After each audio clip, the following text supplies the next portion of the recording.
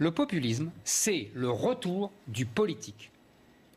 Et c'est le retour de la conception démocratique de base, c'est-à-dire c'est le peuple qui gouverne et non pas les juges, les médias, etc.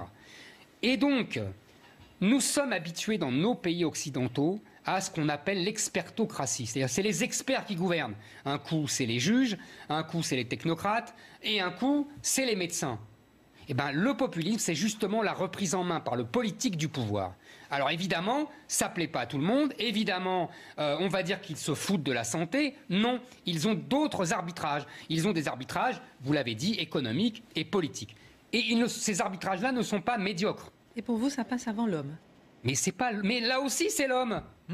Enfin, si les Brésiliens n'ont rien à bouffer, c'est l'homme aussi. Excusez-moi. Et si on met à bas l'économie de tout l'Occident, c'est quoi? C'est les hommes qui sont aussi responsables de ça.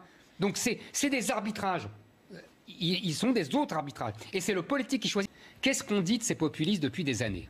Que c'est des apprentis dictateurs, que c'est des fascistes, que c'est des gens qui ne respectent pas les libertés individuelles, contrairement aux grands démocrates que nous avons. Et qu'est-ce qui s'est passé? Nos grands démocrates libéraux ont enfermé tout le monde. Ça, comme respect des libertés, c'est magnifique. Et nos populistes apprentis dictateurs ont refusé l'enfermement. C'est un paradoxe extraordinaire, mais qu'il faut relever. Ceux qui ont dit non, on n'enferme pas les gens, ce sont ceux qu'on accuse d'être dictateurs.